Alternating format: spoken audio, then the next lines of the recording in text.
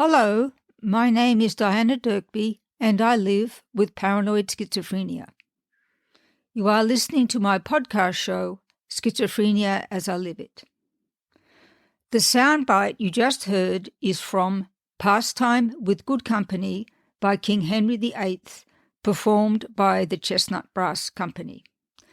Today's podcast chapter is entitled The Overlife and Underlife in Egyptology. In this short podcast chapter, we will compare the meaning of overlife in my book, The Overlife, A Tale of Schizophrenia, and the meaning of the same word among scholars of ancient Egypt, or Egyptologists. We will see that they are pretty different, but nonetheless interesting to compare.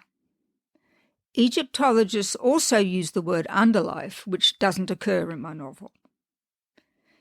In Egyptology, the terms overlife and underlife describe the two parts of the afterlife in ancient Egyptian belief. The overlife was a spiritual realm where the deceased would continue to exist after death. It was a place of peace and happiness where the dead could enjoy the company of their loved ones and participate in activities they had enjoyed in life. The underlife, on the other hand, was the realm of the dead. It was a dark and dangerous place where the deceased could be punished for their misdeeds in life. However, it was also possible for the deceased to achieve a state of enlightenment in the underlife and eventually ascend to the overlife. The terms overlife and underlife were first used by the Egyptologist Suzanne Perfect Miller. For example, in her book, Overlife/Underlife of Ancient Egypt from 1990. Perfect Miller argued that these terms were more accurate than the traditional terms heaven and hell for describing the two parts of the afterlife in ancient Egyptian belief. Overlife was closely linked to the Egyptian belief in the Ka. The Ka was a spiritual double of the deceased, believed to continue to exist after death. The Ka was responsible for providing the death with life force, and it was essential for the deceased to have a Ka to survive in the afterlife. The concept of the underlife was closely linked to the Egyptian belief in the judgment of the dead. After death, the deceased was believed to be judged by the gods. If the deceased was found to have lived a good life, they would be allowed to enter the overlife. However, if the dead was found to have lived a bad life, they would be punished in the underlife. The concepts of overlife and underlife played an essential role in ancient Egyptian culture.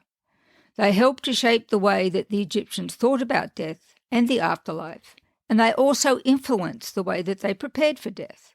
For example, the Egyptians often built tombs for their deceased loved ones, filling them with objects they believed would help the dead survive in the afterlife. The concepts of overlife and underlife continue to interest scholars and historians today. In my novel, The Overlife, A Tale of Schizophrenia, the word overlife is a noun derived from the verb overlive.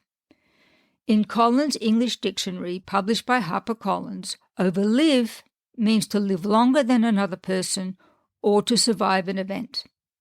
I feature in the novel, in particular, the notion of overlife as the legacy someone leaves upon their death, and, more predominantly, the life of a person after the event of the onset of schizophrenia and or its diagnosis.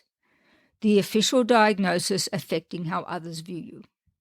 Therefore, overlife, as I use the term, only applies to the world of the living, even when it is the legacy of someone deceased.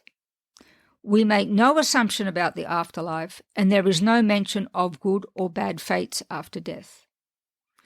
Hopefully, this podcast clears up any misunderstanding about these two different usages of the word overlife.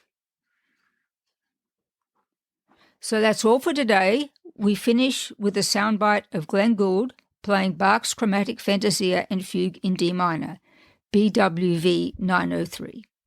Thank you for listening.